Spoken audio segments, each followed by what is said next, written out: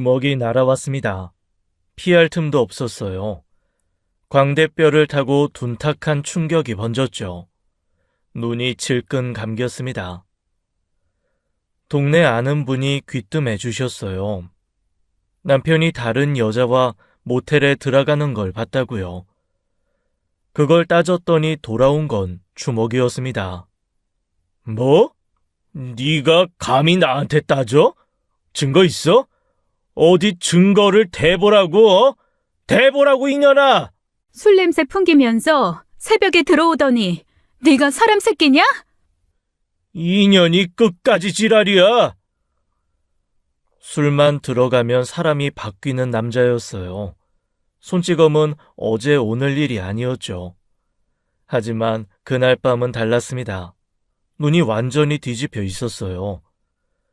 짐승 같은 숨소리가 코끝에 닿았죠. 한 대, 두 대. 막으려고 해도 힘이 붙였어요. 아니, 팔로 막아도 팔이 아팠습니다. 결국 바닥에 쓰러지고 말았죠. 입술이 터졌습니다. 혀끝에 피 비린내가 번졌어요. 천장이 빙글빙글 돌았죠. 그때였습니다. 방문이 벌컥 열렸어요. 민재가 맨발로 뛰어나왔죠. 고작 6살짜리가 울부짖으며 아버지 발목에 매달렸습니다. 그 아이의 작은 이빨이 남편 살을 파고들었어요. 이 새끼가! 남편이 아이를 발로 걷어찼습니다. 민재가 벽에 부딪혀 나동그라졌어요. 그런데도 남편은 멈추지 않았죠. 아이를 향해 주먹을 치켜들었습니다. 그 순간 제 몸이 먼저 움직였어요. 옆에 있던 빨래 방망이를 움켜쥐었죠. 생각이고 뭐고 없었습니다. 사실 그때 기억은 잘 안 나요. 그냥 저 인간을 죽이지 않으면 내 아들이 죽는다는 생각뿐이었습니다. 저는 빨래 방망이를 그대로 내리쳤어요. 남편의 뒤통수를 향해 있는 힘껏이요. 퍽 하는 소리와 함께 남편이 앞으로 고꾸라졌습니다. 마룻바닥에 축 늘어진 채 신음을 흘렸어요. 손이 떨렸죠. 빨래 방망이가 손에서 떨어졌습니다. 제 심장 소리가 목구멍까지 치밀었어요. 멍하니 서 있을 틈이 없었습니다. 민재를 번쩍 안아들었죠. 현관을 박차고 뛰쳐나갔어요. 맨발이었습니다. 차가운 시멘트가 발바닥을 핥히었어요. 그래도 멈출 수 없었죠. 한밤중 골목길을 정신없이 달렸습니다. 어디로 가는지도 몰랐어요. 그저 그 집에서 멀어지는 것만이 전부였죠. 등 뒤에서 남편의 고함이 들려왔습니다. 돌아보지 않았어요. 달리고 또 달렸죠. 한참을 지나 골목 끝에 다다랐을 때였습니다. 문득 품 안에 민재가 느껴졌어요. 울음소리가 들리지 않았죠. 고개를 숙여 아이를 보았습니다. 6살짜리가 이를 악물고 있었어요. 눈물 한 방울 흘리지 않았죠. 작은 눈동자가 저를 올려다봤습니다. 거기엔 공포 대신 다른 무언가가 서려 있었어요. 이 아이도 버티고 있었죠. 발걸음이 멈췄습니다.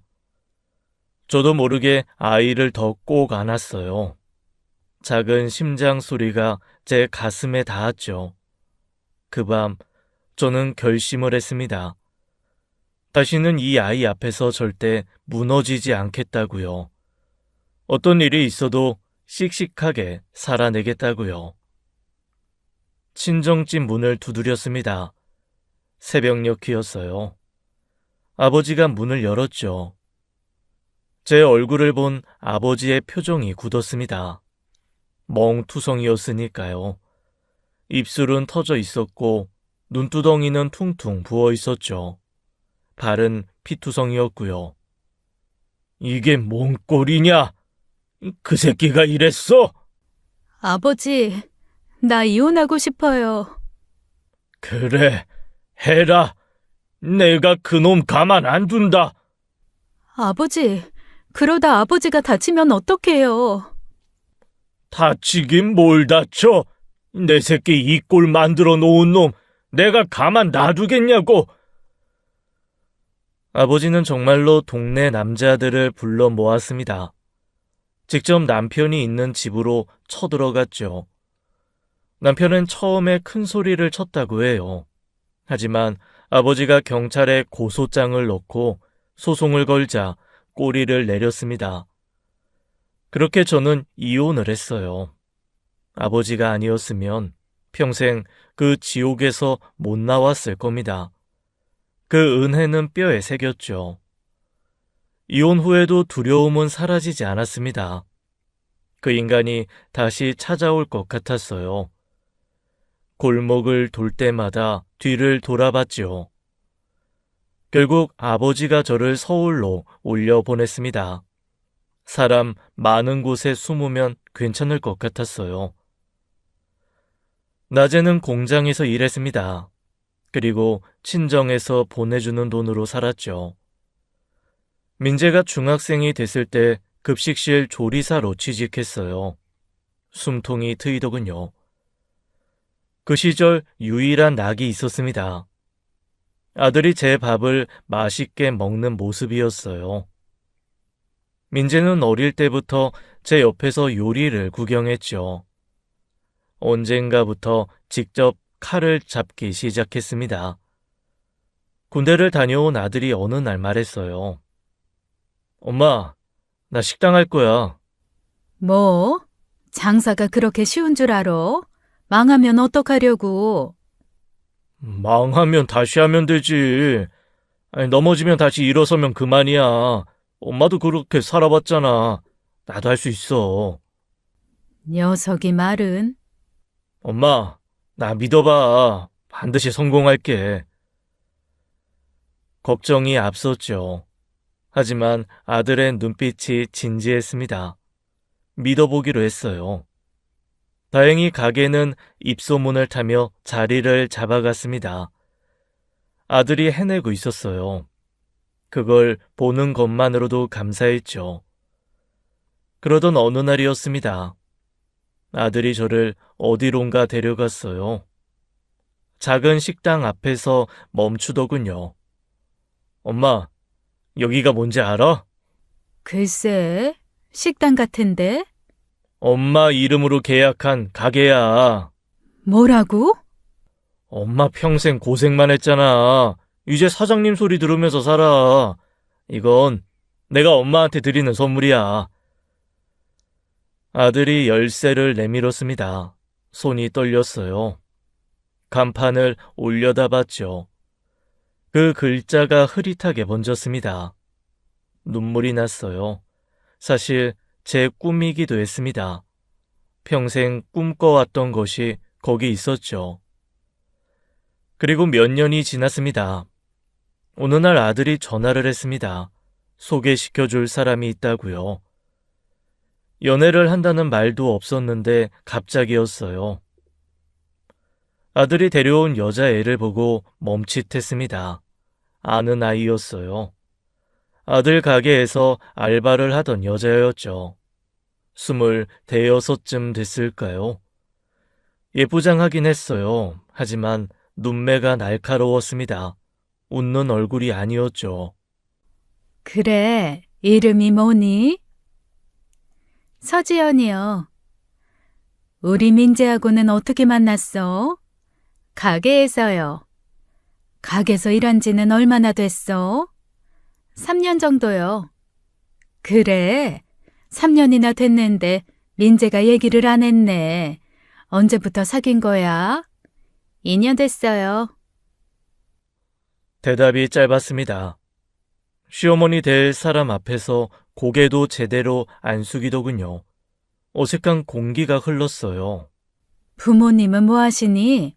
아들이 가서 인사를 드려야 할 텐데. 없어요. 고아예요. 어? 아, 그래. 그럼 친척분이라도 없어요. 그럼 지금 어디서 살아? 고시원이요. 여자 전용. 말끝마다 벽이 느껴졌습니다. 더 물어볼 수가 없었어요. 그때 아들이 입을 열었죠. 엄마, 사실 할 말이 있어. 뭔데? 엄마가 놀랄 일이 더 남았니? 설마 아이라도 가졌어? 어? 지연이 임신했어. 귀를 의심했습니다. 뭐라고? 너 지금 뭐라고 했어? 아이 생겼다고, 엄마. 아이가 생겼다고? 이 애가 임신을 했다고? 머릿속이 하얘졌어요. 눈앞에 여자아이를 다시 봤습니다. 여전히 무표정이었죠. 배를 슬쩍 봤어요. 아직 티가 나지 않았습니다. 저도 모르게 손이 올라갔어요. 아들 등짝을 사정없이 후려쳤죠. 너 지금 나한테 결혼 승낙해달라는 거야? 이런 식으로? 엄마, 미안해. 순서가 잘못된 건 알아. 근데 나 지연이랑 결혼하고 싶어. 이제 와서 엄마한테 어쩌라고? 이게 허락을 구하는 거니? 통보지? 엄마, 제발. 오늘은 그냥 얼굴만 보여드리려고 온 거야. 자세한 얘기는 나중에 하자. 나중에? 이놈이? 엄마, 부탁이야. 오늘만 참아줘. 목소리가 떨렸습니다. 아들이 제 눈을 똑바로 봤어요. 제발 참아달라는 눈빛이었죠. 속이 부글부글 끓었습니다. 하지만 그 아이 앞에서 더 말할 수는 없었어요. 이를 악물었죠. 밥이나 먹자. 부엌으로 들어가 밥을 차렸습니다. 손이 떨려서 주걱을 2벌이나 떨어뜨렸어요. 여자의 앞에 밥상을 내밀며 억지로 웃었죠. 그 아이는 고맙다는 말도 없이 숟가락을 들었습니다. 속으로 한숨이 끝없이 새어나왔어요. 그 애가 돌아간 뒤였습니다. 저는 아들을 앉혀놓고 입을 열었어요. 너 대체 무슨 생각으로 사는 거야? 잘 살겠다는 생각으로 살지. 너 지금 나랑 농담하니? 고아에 고시원 사는 애를 임신시켜 놓고 이제 와서 소개? 이게 말이 되니? 엄마, 내가 잘못한 건 맞아. 잘못한 건 맞아. 그게 끝이야? 2년을 사귀면서 엄마한테 한마디도 없었잖아. 왜 숨겼어? 숨긴 게 아니라 어떻게 말해야 할지 몰랐어. 그러다 일이 터지니까 이제야 데려온 거지. 엄마가 뭐야, 너한테. 엄마, 미안해. 미안하면 다야? 그 애 부모도 없고 친척도 없다며. 결혼하면 뒷배경이 하나도 없는 거야. 무슨 일 생기면 누가 도와줘? 내가 다 책임지면 되잖아. 네가? 장사가 언제 어떻게 될지 모르는데 애까지 낳으면 돈이 얼마나 드는지 알아? 알아. 다 생각해 봤어. 일을 이렇게 만들기 전에 생각을 했어야지. 아들이 고개를 숙였습니다. 한동안 아무 말이 없었어요. 지연이 힘들게 살아온 애야. 어릴 때부터 혼자였대. 그래서 더 잘해주고 싶었어. 불쌍한 거랑 결혼은 다른 거야. 동정심으로 평생 사는 거 아니거든? 동정심 아니야, 엄마. 그럼 뭔데? 진심으로 사랑해. 이걸로 대답이 부족해? 뭐? 세상에 여자가 얼마나 많은데. 나한테는 쟤 하나야. 아들이 고개를 들었습니다. 눈빛이 진지했어요. 나 책임지고 싶어. 좋은 남편 되고 싶고 좋은 아빠 되고 싶어. 아빠라고 부르기도 싫은 그 인간처럼 말고 다 해주고 싶어. 내 아이한테. 이 녀석이? 엄마가 나 키우면서 얼마나 고생했는지 다 알아. 그래서 엄마한테 미안해. 하지만 나는 다르게 살고 싶어. 내 가정은 내가 지키고 싶다고. 그 순간 아들의 얼굴에 다른 얼굴이 겹쳤습니다. 6살짜리 민재였어요. 그 밤 아버지 발목을 이빨로 물어뜯던 아이, 엄마를 지키려고 짐승처럼 매달리던 아이. 그 애가 이제 한 가정을 책임지겠다고 합니다. 가슴 어딘가가 먹먹해졌어요. 엄마, 제발 믿어줘. 후회 안 하게 살게. 평생 잘할게. 약속할게. 한참을 말없이 아들을 바라봤습니다. 이 녀석이 언제 이렇게 컸을까요? 한숨이 길게 새어 나왔어요. 알았어. 엄마! 나중에 후회해도 엄마한테 울면서 오지 마. 후회해도 너 혼자 숨어서 해. 네가 선택한 거야. 끝까지 책임져. 고마워, 엄마. 절대 후회 안 해. 두고 봐. 아들이 환하게 웃었습니다.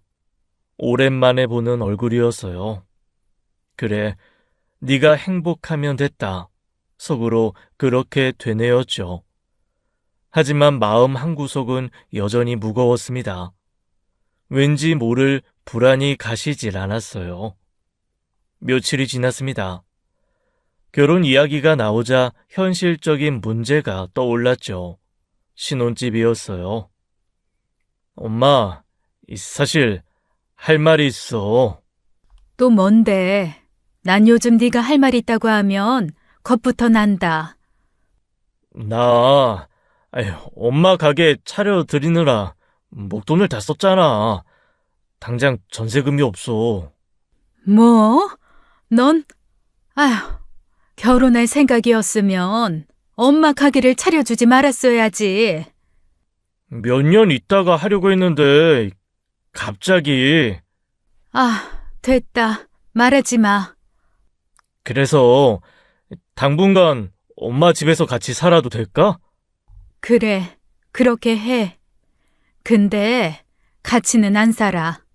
나는 식당에 딸린 작은 방에서 살게. 거기도 살만하더라. 뭐? 그게 무슨 소리야. 말도 안 돼. 뭐가 말이 안 돼? 같이 살자고 해놓고 엄마를 내쫓아? 그건 안 되지. 내쫓긴 뭘 내쫓아. 내가 알아서 비켜주겠다는 거지. 너희 신혼이잖아. 세상에 어떤 며느리가 시어머니 모시고 사는 걸 좋아해. 불편하긴 뭐가 불편해. 엄마 집인데. 넌 엄마니까 안 불편하지. 며느리는 달라. 요즘 세상에 시어머니랑 같이 사는 거 좋아하는 며느리가 어딨니? 나도 옛날에 시어머니 모시고 살아봐서 알아. 얼마나 숨 막히는지. 엄마, 그래도. 됐어. 내가 나가면 너희 둘이 편하게 살아. 난 가게에서 자도 괜찮아. 거기 방도 있고 뭐. 그렇게 이야기가 일단락 됐다 생각했습니다. 하지만 다음 날 아들과 예비 며느리가 찾아왔어요. 저는 함께 살아도 상관없어요. 짧은 대답이었어요. 저와 아들이 동시에 지연이를 봤죠. 뭐? 불편하지 않겠어? 지연아, 솔직하게 말해. 불편하면 불편하다고 해도 돼. 상관없어. 아무리 그래도 시어머니랑 같이 사는 게 쉬운 일이 아닌데. 괜찮아요. 그게 끝이었습니다. 더 이상 말이 없었어요. 아들은 며느리 대답에 안심하는 듯 했습니다. 하지만 눈빛은 어딘가 걱정스러워 보였죠. 저는 지연이의 얼굴을 다시 살폈어요. 아무런 표정이 없었습니다. 좋은 건지 싫은 건지, 편한 건지 불편한 건지, 그 아이 마음이 전혀 읽히지 않았어요. 마치 얼음 밑에 흐르는 물 같았죠. 거기 뭐가 있는지 알 수 없었습니다. 결국 셋이 함께 제 집에서 살기로 했어요. 지연아, 같이 살다 보면 불편한 것도 있을 거야. 그때그때 말해. 알았지? 네. 고개만 끄덕였습니다. 눈도 잘 마주치지 않았어요. 그 뒤로도 지연이는 늘 조용했습니다. 무표정한 얼굴로 말없이 있었죠. 밥을 먹을 때도 거실에 앉아 있을 때도 마찬가지였어요. 그의 속을 도무지 알 수가 없었습니다. 마치 영혼이 없는 인형 같았어요. 함께 사는데도 거리가 느껴졌죠. 보이지 않는 벽이 있는 것 같았습니다. 아들은 급하게 결혼식 날짜를 잡았습니다. 며느리 배가 부르기 전에 식을 올리려 했어요. 작은 예식장이었죠. 화려하진 않지만 깔끔했습니다. 식이 시작되기 전 하객석을 둘러봤어요. 신랑 측은 제 지인들과 친척들로 채워져 있었습니다. 그런데 신부 측이 텅텅 비어 있었죠. 지연이가 그쪽을 한번 쳐다봤습니다. 그리고는 아무 표정 없이 고개를 돌렸죠. 슬픈 것도 서운한 것도 아닌 그냥 무표정이었어요. 그 얼굴이 오히려 더 쓸쓸해 보였습니다.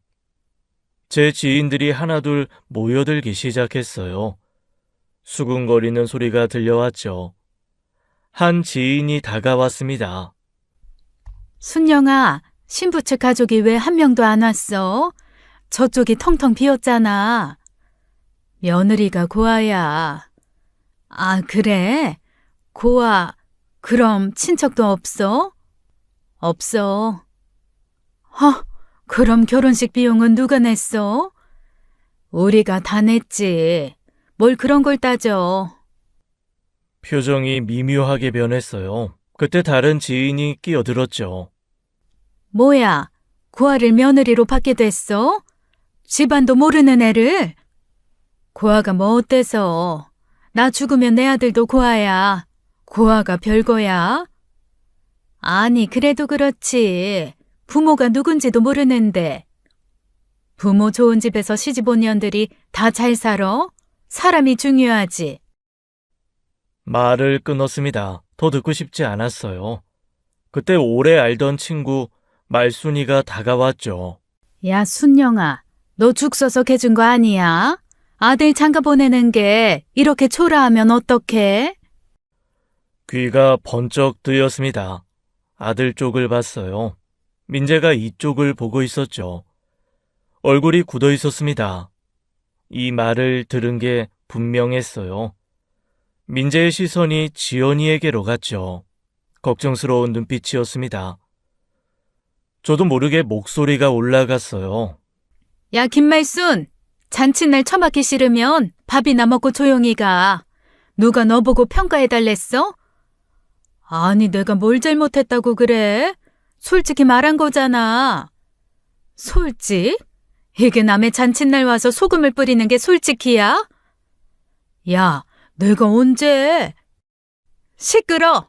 오늘 내 아들 결혼식이야. 한마디만 더 하면 쫓아낸다. 알아들어? 말순이가 입을 삐죽거리다가 슬그머니 자리를 피했습니다. 분위기가 싸해졌죠. 다른 친구들이 얼른 끼어들었어요. 야, 그만해. 말순이가 원래 입이 험하잖아. 신경 쓰지 마. 근데 며느리 진짜 예쁘다. 순영아, 복 받은 거야. 그러게, 얼굴이 여배우 같네. 민재가 복이 있다. 억지로 웃었습니다. 고맙다고 대답했죠. 하지만 속으로는 서운함이 밀려왔어요. 결혼식 내내 애써 웃었습니다. 사진을 찍을 때도 인사를 받을 때도요. 하지만 마음 한구석은 무거웠죠. 이게 맞는 건지 자꾸만 의문이 들었습니다. 결혼식이 끝나고 함께 살기 시작했습니다. 며칠 뒤 저는 지연이에게 간단한 일을 부탁했어요. 지연아, 쌀 좀 씻어서 밥솥에 넣어줄래? 네. 그런데 한참이 지나도 소식이 없었습니다. 부엌에 가보니 지연이가 쌀통 앞에 서 있었어요. 멀뚱히요. 왜 그래? 무슨 일 있어? 어머니, 쌀을 어떻게 씻어요? 저는 귀를 의심했습니다. 뭐? 쌀을 어떻게 씻냐고? 네. 물은 얼마나 넣어야 해요? 26 먹은 애가 밥을 못 지었어요. 한숨이 나왔지만 참았습니다. 직접 시범을 보여줬죠. 이렇게 손으로 박박 씻는 거야. 물은 이 눈금까지. 알았지? 네. 다음 날은 빨래를 부탁했어요. 지연아, 빨래 좀 돌려줄래? 세탁기에 넣고 세제만 넣으면 돼. 네. 잠시 뒤 세탁실에서 이상한 소리가 났습니다. 가보니 거품이 넘치고 있었어요. 세제를 반통이나 쏟아부은 거였죠. 어머나, 이게 뭐야? 지연아! 많이 넣어야 깨끗해지는 줄 알았어요. 기겁해서 세탁기를 껐습니다. 바닥에 흥건한 거품을 닦아내며 처음부터 다시 알려줬죠. 뭐든 하나부터 10까지 다 알려줘야 했습니다. 지연아, 너 대체 그동안 어떻게 살았어? 고시원에서는 밥 사 먹고 빨래는 맡겼어요. 그래도 집안일을 어떻게 하나도 모를 수가 있어. 배운 적이 없어요. 담담한 대답이었습니다. 원망도 변명도 없었어요. 그냥 사실만 말했죠. 가르쳐줄 사람이 없었던 거겠죠. 그 생각이 스치자 마음 한구석이 묘했습니다. 속으로 아들 가게에서는 어떻게 일을 했나 싶었어요. 가게 일은 시키는 것만 하면 되니까 다르긴 하겠다 생각했죠. 그래도 가르치면 열심히 따라 하려고 했습니다. 서툴지만 묵묵히 배우는 모습에 마음이 조금씩 누그러졌어요. 다만 그 애의 얼굴에는 여전히 표정이 없었습니다. 잘했다고 해도 혼을 내도 똑같았죠. 속이 어떤지 도무지 알 수가 없었어요. 답답했습니다.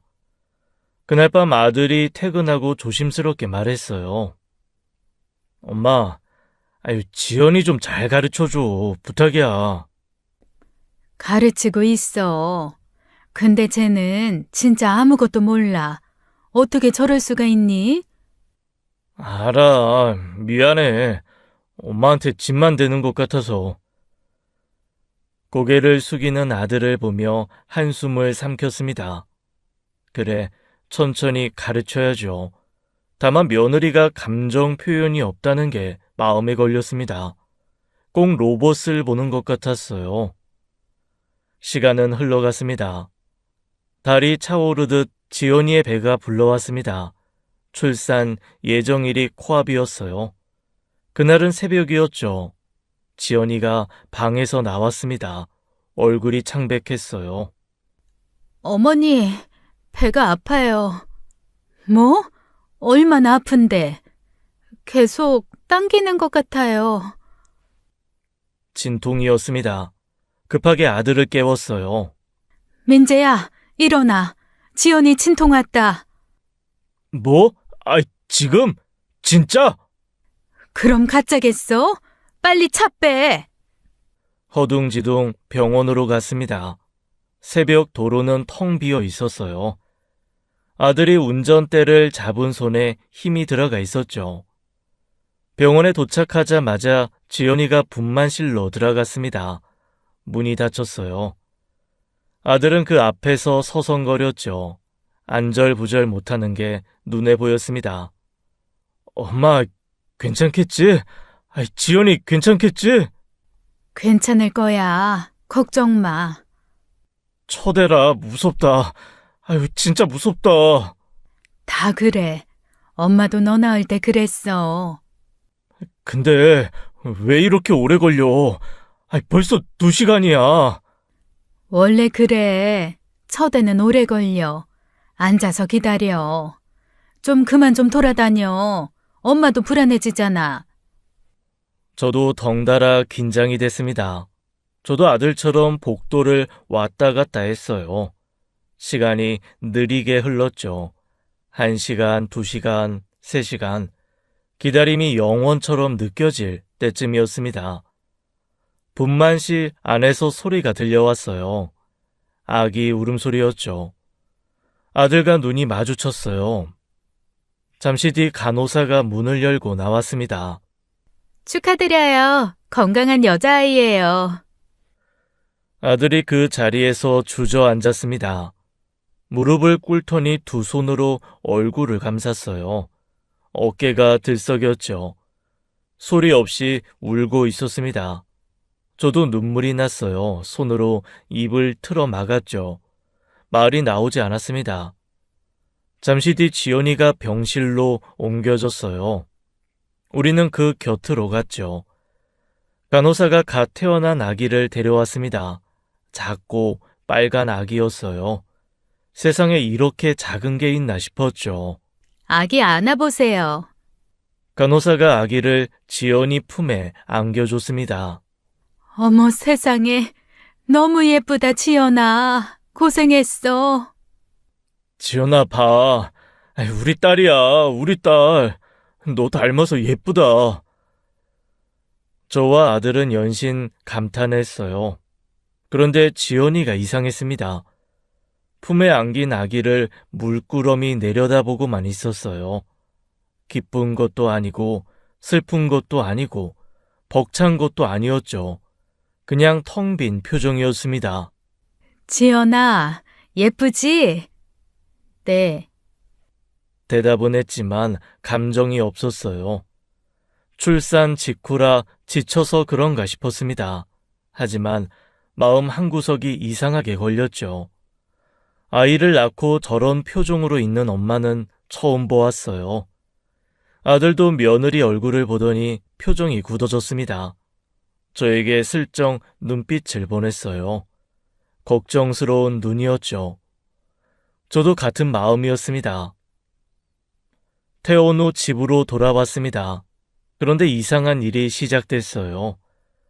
지연이가 아이를 안으려 하지 않았습니다. 아이가 울어도 멀뚱히 쳐다보기만 했죠. 달래주지 않았어요. 지연아, 하은이가 울잖아. 안아줘. 네. 대답만 하고 움직이지 않았습니다.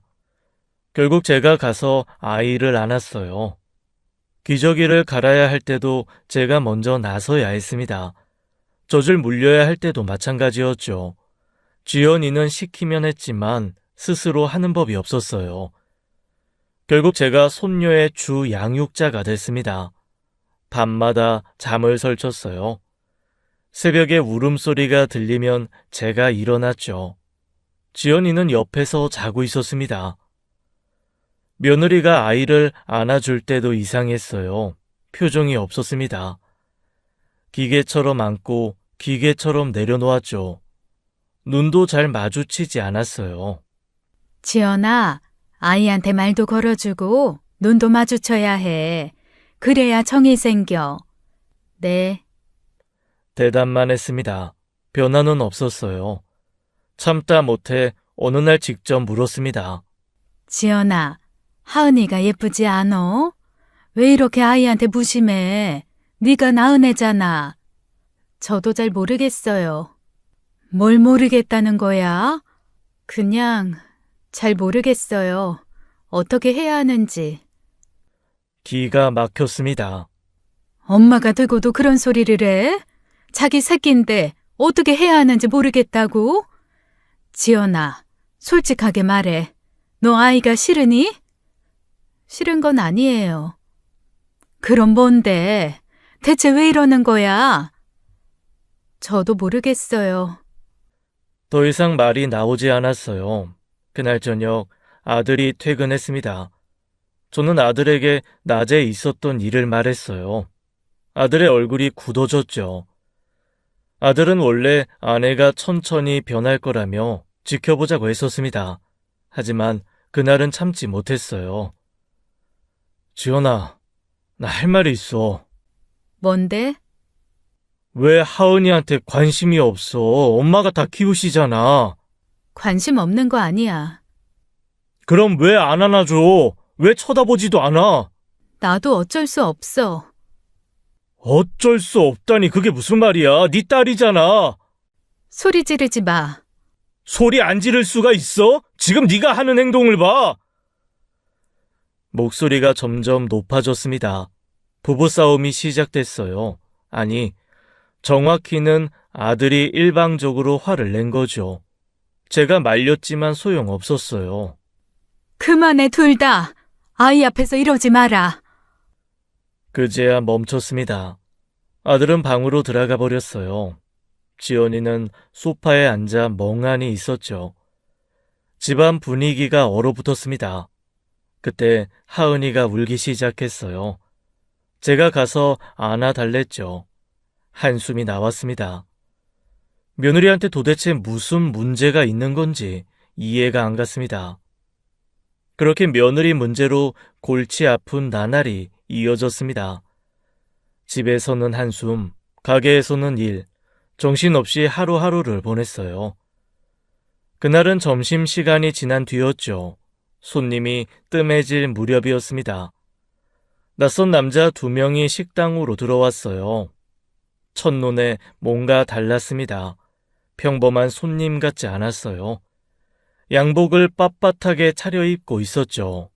둘 다 선글라스를 끼고 있었습니다. 남자들은 구석 자리에 앉았어요. 제가 메뉴판을 가져다 줬죠. 어서 오세요. 뭘로 드릴까요? 아무거나 주세요. 아무거나요? 찌개로 드릴까요? 백반으로 드릴까요? 그냥 아무거나요. 그럼 백반 2개 드릴게요. 잠시만요. 퉁명스러운 말투였습니다. 이상했지만 내색하지 않았어요. 백반 2개를 내어줬죠. 그런데 밥을 먹는 둥 마는 둥 했습니다. 숟가락만 들었다 놨다 했어요. 자꾸 주변을 둘러봤죠. 한 명은 휴대폰을 계속 확인했습니다. 다른 한 명은 창밖을 유심히 살폈어요. 누굴 기다리는 것 같기도 했죠. 저는 카운터에서 슬쩍 지켜봤습니다. 뭔가 신경이 쓰였어요. 혼잣말이 나왔죠. 뭐야, 저 사람들. 밥을 먹으러 온 거야, 뭐야. 하지만 손님한테 대놓고 뭐라 할 수도 없었습니다. 그냥 카운터를 닦는 척하며 지켜봤어요. 한참 뒤 남자들이 일어났습니다. 카운터로 왔어요. 밥값은 2만 원이었죠. 그런데 5만 원짜리 2장을 탁 내려놓았습니다. 손님, 잔돈이요. 됐어요. 아니, 이건 너무 많은데요. 잠깐만요. 거스름돈. 그냥 가지세요. 그래도 제 말이 끝나기도 전에 남자들은 나가버렸어요. 문이 닫히고 검은 차가 출발하는 게 보였죠. 찜찜했습니다. 바로 식사 테이블을 보니 밥이 그대로였어요. 대체 저 사람들은 뭐였을까요? 밥도 제대로 안 먹고 돈만 던지고 간 게 이상했어요. 하지만 바쁜 와중에 금세 잊어버렸습니다. 그냥 좀 이상한 손님이려니 했어요. 그때는 그게 무슨 의미인지 몰랐죠. 그리고 며칠 뒤였습니다. 장을 보고 가게로 돌아가는 길이었어요. 집에 잠깐 들리려고 했죠. 옷을 갈아입고 가려 했습니다. 그런데 골목 입구에서 발걸음이 멈췄어요. 낯선 차 한 대가 서 있었습니다. 고급 외제차였죠. 검은색에 번쩍번쩍 광이 났어요. 우리 동네에서는 보기 힘든 차였습니다. 저런 차는 TV에서나 보는 건데 싶었죠. 가까이 가보니 누군가 차 앞에 서 있었어요. 지연이었습니다. 순간 눈을 의심했죠. 지연이가 누군가와 이야기를 나누고 있었어요. 차 앞에 남자가 서 있었습니다. 정장을 입은 40대쯤 되어 보이는 남자였죠. 키가 크고 인상이 날카로웠어요. 처음 보는 얼굴이었습니다. 저는 건물 모퉁이에 숨어서 지켜봤습니다. 심장이 두근거렸어요. 둘이 무슨 말을 하는지 들리지 않았죠. 가까이 가고 싶었지만 들킬까봐 못 갔습니다. 잠시 뒤 지연이가 고개를 끄덕였습니다.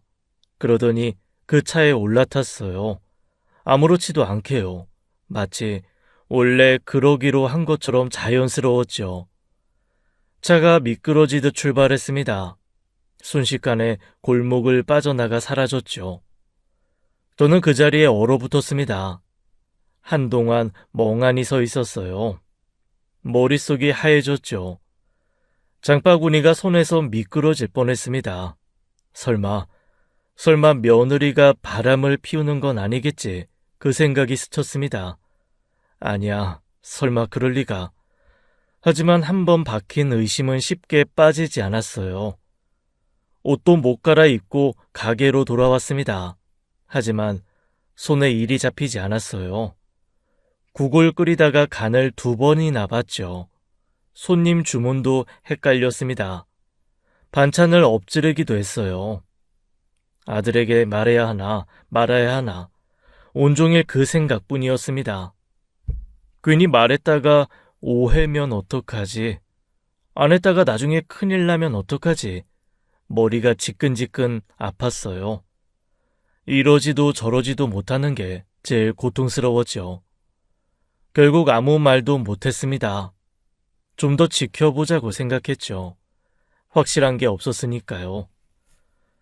괜히 입을 열었다가 가정이 깨지면 그건 제 책임이니까요.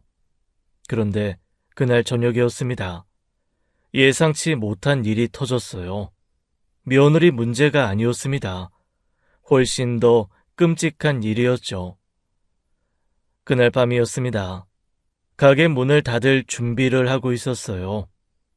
마지막 손님이 나간 뒤였죠. 그때 문이 벌컥 열렸습니다. 죄송합니다. 영업 말이 멈췄어요. 고개를 들어보니 낯익은 얼굴이 서 있었습니다. 30년이 지났어요. 머리는 희끗해졌고 얼굴에는 주름이 패였어요. 하지만 그 눈빛만큼은 절대 잊을 수 없었습니다. 짐승 같은 눈, 술에 절은 눈. 전 남편이었어요. 심장이 쿵 내려앉았습니다. 다리에 힘이 풀렸죠. 손에 들고 있던 행주가 바닥에 떨어졌어요. 전 남편이 술 냄새를 풍기며 비틀비틀 다가왔습니다. 희쭉희쭉 웃고 있었죠. 이야, 오랜만이다. 너도 많이 늙었네. 그래도 알아보겠다. 능글맞은 말투였어요. 소름이 돋았습니다. 너 어떻게 여길 알고 왔어? 다 알 방법이 있지. 요즘 세상에 뭘 못 찾아? 뭐하러 온 거야? 당장 나가. 뭐하러 오긴? 아들 얼굴 좀 보려고 왔지. 내 새끼잖아. 네 새끼? 웃기지 마. 30년 동안 코빼기도 안 비추더니 이제 와서 네 새끼야? 아무리 그래도 피는 못 속여. 내가 낳은 자식인데. 네가 몰라. 나 혼자 낳고 나 혼자 키웠어. 넌 때리기만 했잖아. 전 남편이 재수 없는 입꼬리를 올리며 말했어요. 우리 아들 장사 잘한다며?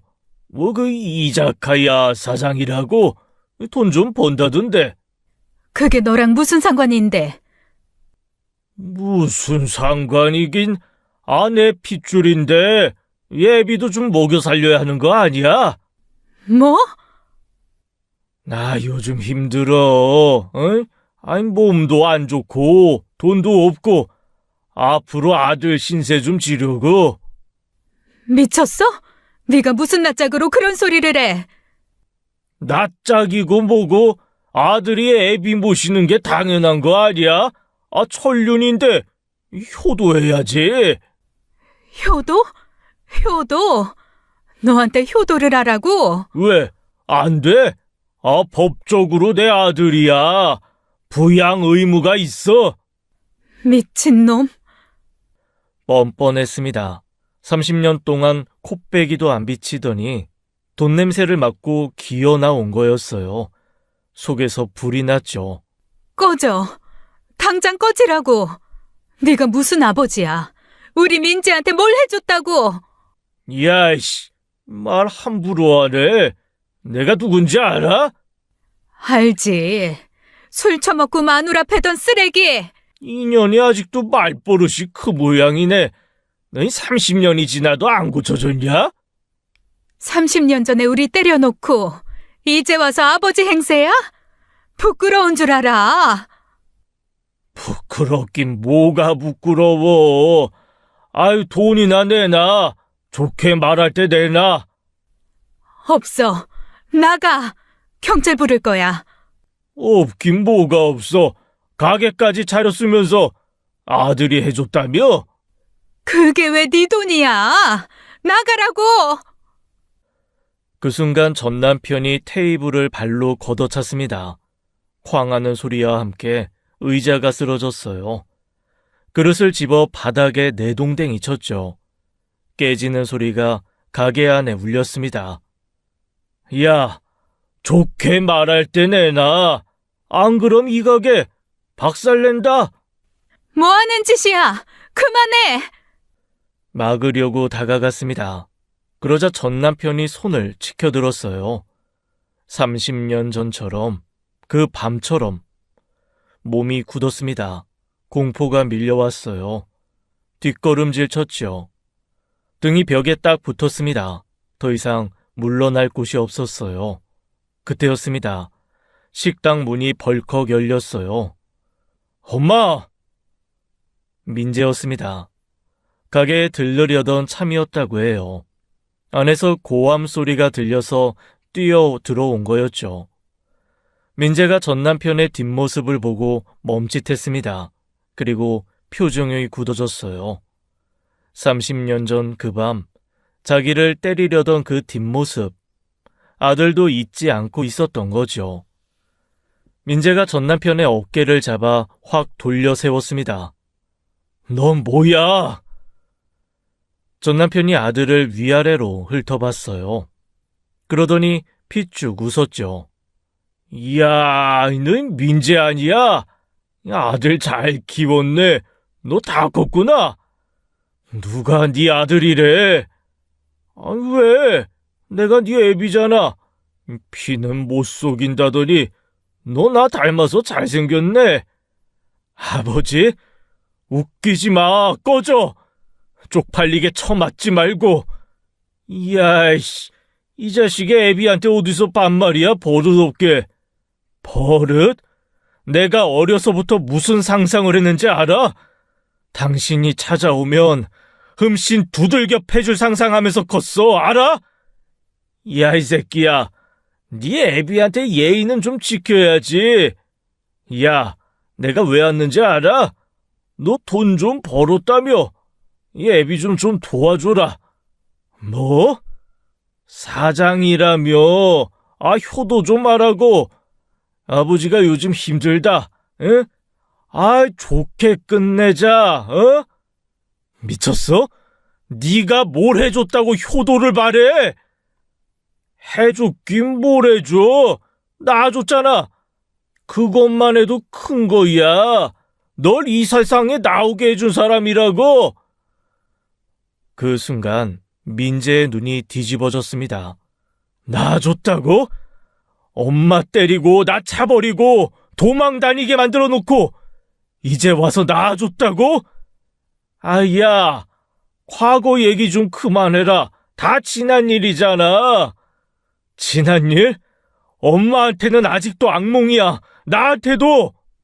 민재야, 그만해. 그냥 경찰에 넘겨. 저는 바로 핸드폰을 꺼내 경찰에 전화를 하려 했습니다. 그때 전 남편이 제 팔을 주먹으로 쳐버렸어요. 핸드폰이 날아가 테이블 밑으로 들어갔죠. 뭐 하는 짓이야? 엄마 건드리지 마! 그 순간 민재가 전 남편 멱살을 잡았습니다. 이 새끼가 끝까지? 넌 꼭 나한테 맞아야 말을 듣냐? 전 남편이 아들 손을 뿌리쳤어요. 그리고 아들 얼굴에 주먹을 휘둘렀습니다. 하지만 아들은 그 주먹을 피하고 전 남편 얼굴을 후려쳤어요. 퍽 하는 소리가 났죠. 전 남편이 비틀거렸습니다. 그러더니 아들에게 달려들었어요. 둘이 뒤엉켜 싸우기 시작했죠. 테이블이 쓰러졌습니다. 의자가 나뒹굴었어요. 그릇이 깨지는 소리가 울려 퍼졌죠. 저는 다리가 풀렸습니다. 30년 전 그 밤이 눈앞에 겹쳤어요. 똑같았죠. 그만해! 야, 강태식! 그만하라고! 제가 소리쳤습니다. 저는 주방에서 냄비를 꺼내서 전 남편을 후려쳤어요. 하지만 꿈쩍도 안 했죠. 아들과 전 남편 싸움은 쉽게 끝나지 않았습니다. 결국 민재가 전 남편을 바닥에 눌러 제압을 했어요. 이 개새끼가 아버지를 패! 패! 닥쳐! 다시 오면 죽여버린다! 두고 봐! 두고 보라고! 내가 너희 둘 다 가만 안 둔다! 기억해도 오늘 이 일 반드시 후회하게 만들어줄 테니까! 민재가 전 남편을 끌어다 문 밖으로 내던졌습니다. 전 남편이 바닥을 나뒹굴었어요. 두고 봐, 이 새끼야! 나 반드시 다시 온다! 전 남편은 악을 쓰며 사라졌어요. 어둠 속으로요. 저와 민재는 엉망이 된 식당을 둘러봤어요. 쓰러진 테이블, 깨진 그릇, 바닥에 흩어진 음식물, 한숨이 절로 나왔죠. 엄마, 괜찮아? 괜찮아. 너는? 나도 괜찮아. 저 인간 진짜. 그때였습니다. 식당 입구에 누군가 서 있었어요. 지연이었죠. 하은이를 아는 채 서 있었습니다. 난동의 흔적을 바라보고 있었어요. 지연아, 너 언제 왔어? 대답이 없었습니다. 지연이는 깨진 그릇들을 응시하고 있었어요. 입술을 질끈 깨물고 있었죠. 그런데 표정이 이상했습니다. 평소에 무표정이 아니었어요. 눈에 불이 붙어 있었죠. 극심한 분노였습니다. 며느리가 시집 와서 처음 보는 감정이었어요. 저와 민재가 동시에 멈칫했죠. 지연이가 낮게 중얼거렸습니다. 서동철 같은 개새끼, 죽어버려야 해. 서동철, 누구죠? 전 남편 이름은 강태식입니다. 서동철은 저도 처음 듣는 이름이었어요. 저와 민재가 서로 눈을 마주쳤습니다. 둘 다 같은 생각이었어요. 저 이름은 뭘까요? 지연이의 분노가 너무 날카로웠습니다. 등골이 서늘해졌어요. 지연아, 들어가. 하은이 추워. 지은이가 고개를 돌렸습니다. 하지만 눈빛은 여전히 차갑게 불타고 있었어요. 집에서 며느리에게 슬쩍 물어보았지만 며느리는 입을 닫았죠. 그날 밤 저는 잠을 이루지 못했습니다. 서동철이라는 이름이 머릿속에서 맴돌았어요. 지연이는 대체 무슨 과거를 가지고 있는 걸까요? 다음 날 아침이었습니다. 지연이와 민재가 외출을 했어요. 엄마, 우리 좀 나갔다 올게. 어디 가는데? 볼일 좀 보고 올게. 저녁에 와. 무슨 볼일인데? 다녀와서 말씀드릴게요. 표정이 단호했습니다. 더 묻지 못했어요. 저녁이 되어서야 둘이 돌아왔습니다. 지연이가 먼저 입을 열었죠. 어머니, 경찰에 신고했어요. 그 남자가 식당에서 난동 부린 거요. 기물 파손이랑 협박으로 신고했어요. 그리고 변호사도 선임했어. 변호사? 접근금지 가처분 신청 넣었어요. 어머니 가게 근처 얼씬도 못하게 할게요. 담담한 말투였습니다. 하지만 눈빛은 차가웠어요. 그런데 걱정이다. 그런 걸 한다고 안 나타날 인간이 아닌데. 그때 지연이가 저를 똑바로 봤습니다. 어머니, 그 남자가 다시 나타나면요. 응? 진짜로 죽게 될 거예요. 심장이 철렁했습니다. 그 말을 하는 지연이의 눈빛이 너무 무서웠어요. 농담이 아니었죠. 아, 지연이 많이 화났구나. 며느리는 아무 대답도 없었습니다. 저와 아들은 아무 말도 할 수 없었어요. 지연이가 풍기는 그 분위기가 너무 살벌했거든요. 가처분 신청을 넣고 2주 뒤에 결정이 났습니다. 그 후 2달 정도는 조용한 나날이 이어졌어요. 저도 이제 끝났다고 생각했죠. 그 인간도 늙은이 법을 어기면서까지 여긴 못 온다 생각했습니다. 아니란 생각이었어요. 그날 밤이었습니다. 모두 잠들어 있었죠. 쾅, 굉음이 울렸습니다. 마당 문이 부셔졌어요. 저는 벌떡 일어났죠. 놀라서 안방 창을 열어 마당을 보니 누군가 차로 들이받아 문을 부셨더군요. 순간 전 남편 얼굴이 떠올랐어요. 잠시 뒤 거실 창이 깨지며 누군가 들어왔습니다. 전 남편이 서 있었습니다. 손에 쇠파이프를 들고 있었어요. 눈이 완전히 뒤집혀 있었죠. 술 냄새가 방 안까지 진동했습니다. 내가 죽여버린다고 했지? 돈 몇 푼 주면 끝날 일을 이렇게 만들어? 다 죽여버린다. 니들이 날 경찰에 신고해? 접근 금지. 정신 나갔냐? 민재가 방에서 뛰어나왔습니다. 이 미친놈이... 아들이 전 남편을 막으려는 순간이었어요. 쇠파이프가 민재의 머리를 내리쳤습니다. 퍽 하는 소리와 함께 민재가 쓰러졌죠. 피가 흘렀어요. 민재야! 비명을 질렀습니다. 달려가려 했어요. 전 남편이 저를 가로막았죠. 너도 죽어! 30년 전에 죽였어야 했어! 주먹이 날아왔습니다. 얼굴을 맞고 넘어졌어요. 입안에 피가 고였죠. 전 남편은 절 때리고는 이어서 미친 듯이 집안을 부수기 시작했습니다. TV를 집어던지고 식탁을 뒤엎었어요. 유리가 깨지는 소리가 울렸죠. 30년 전 그 밤과 똑같았습니다. 악몽이 되살아난 거였어요. 다시 전 남편이 저를 보며 다가올 때였어요. 지연이가 막아섰습니다. 그만해! 하지만 전 남편은 지연이를 발로 차버렸습니다. 지연이도 바닥에 나뒹굴었죠. 성인 남자를 막기에 며느리는 역부족이었습니다. 그때 방 안에서 울음소리가 터졌어요. 하은이었습니다. 겁에 질려 울고 있었죠. 저건 뭐야? 시끄러워 죽겠네. 전 남편이 하은이를 향해 갔습니다. 애는 건드리지 마, 이 새끼야!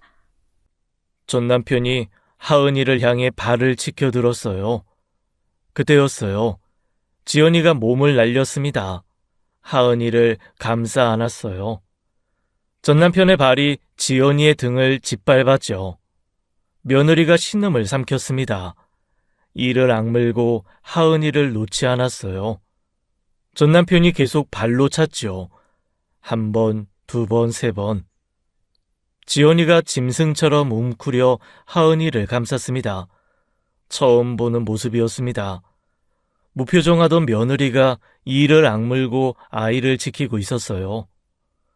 저는 기어가서 전 남편의 발목을 물었습니다. 있는 힘껏이요. 제 이빨이 전 남편 살을 파고들었죠. 30년 전 민재가 그랬던 것처럼요. 아이씨, 이년이! 비명을 지르며 저를 주먹으로 때렸습니다. 눈앞이 번쩍했어요. 별이 보였죠. 그래도 놓지 않았습니다. 그 순간이었습니다. 깨진 거실 창으로 남자들이 우르르 들이닥쳤어요. 검은 옷을 입은 남자들이었죠. 5명은 됐습니다. 저는 전 남편과 관련이 있는 사람인 줄 알고 기겁을 했어요. 하지만 아니었습니다. 남자들이 전 남편에게 달려들었습니다. 그 남자들 주먹이 전 남편을 향해 비처럼 쏟아졌어요. 발길질이 이어졌지요. 아이씨, 너 뭐야? 전 남편 비명이 울렸습니다. 전 남편이 바닥에 쓰러져 나뒹굴었어요.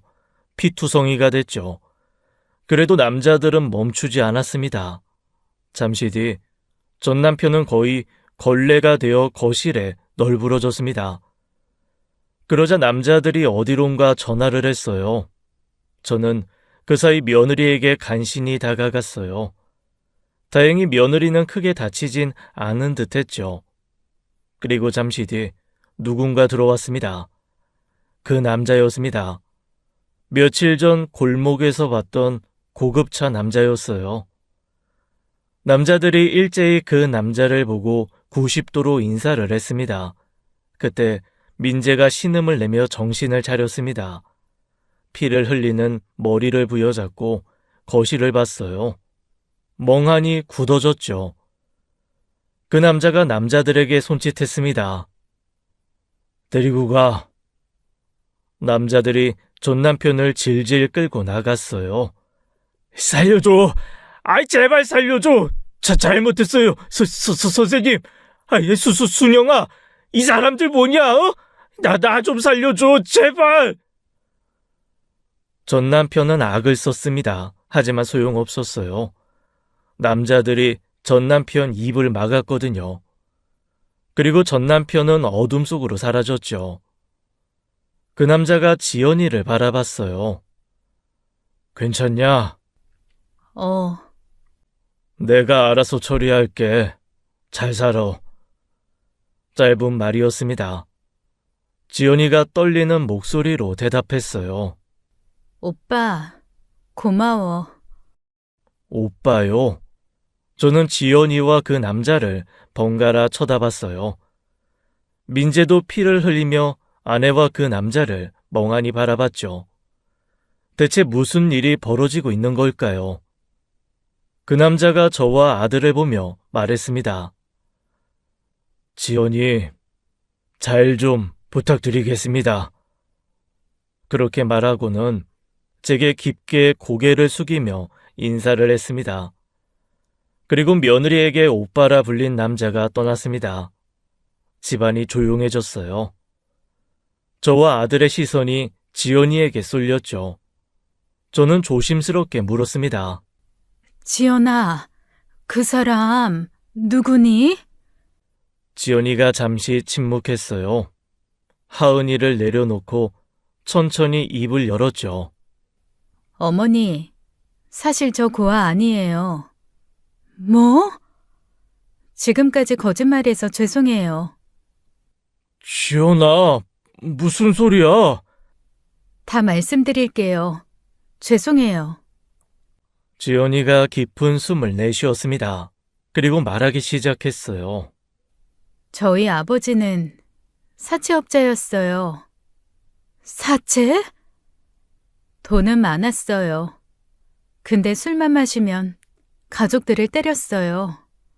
엄마도, 오빠도, 저도. 그 말에 제 심장이 쿵 내려앉았습니다. 제 전 남편이 떠올랐죠. 엄마는 그런 아버지를 증오했어요. 그래서 다른 남자들 만났고요. 그러다 결국 집을 나갔어요. 어린 저희도 버리고요. 지연아, 그렇게까지 하고 나갔으면 잘 살기나 하지. 몇 년 뒤에 엄마가 암으로 죽었다는 소식을 들었어요. 장례식장에서. 전 엄마 얼굴도 못 봤어요. 담담한 말투였습니다. 하지만 그 안에 서린 아픔이 느껴졌어요. 20살 되던 해에 집을 나왔어요. 아버지 폭력을 더는 못 참겠어서. 그 뒤로 가족이랑 연 끊고 혼자 살았어요. 지연아. 얼마 전에 아버지가 죽었다는 소식을 들었어요. 오빠가 사람을 써서 저를 찾아냈대요. 그리고 그 인간 죽었으니 이제 편히 살라고 알려줬어요. 그럼 집 앞에 있던 그 남자가, 네, 오빠가 절 찾아온 거였어요. 저는 그제야 깨달았습니다.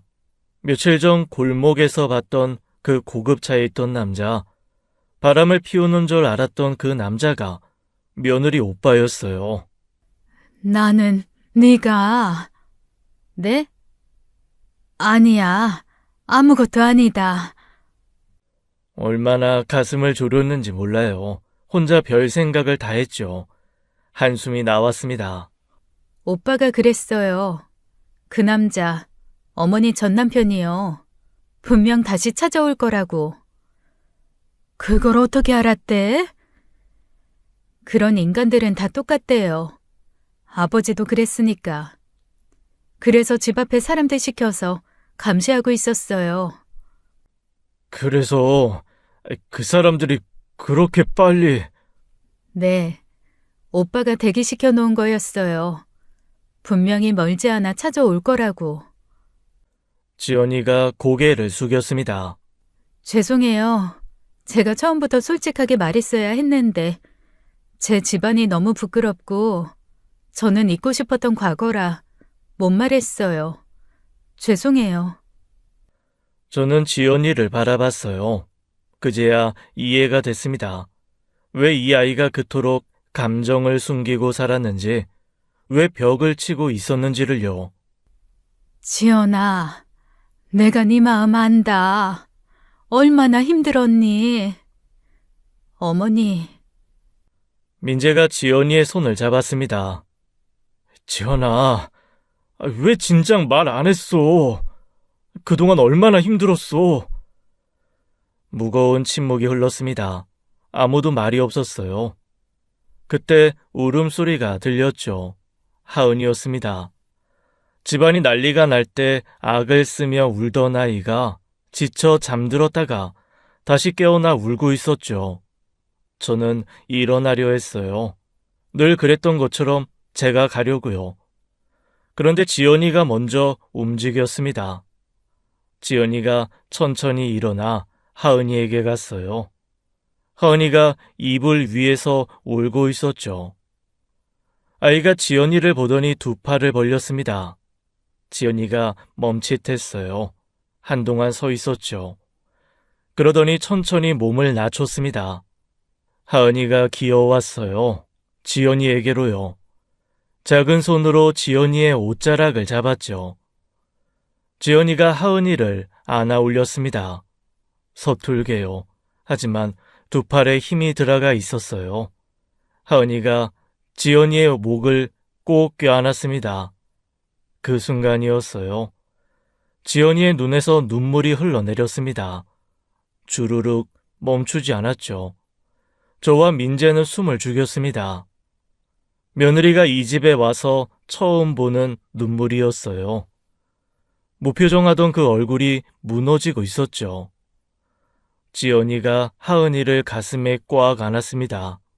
어깨가 떨리기 시작했어요. 흐느낌이 새어나왔죠.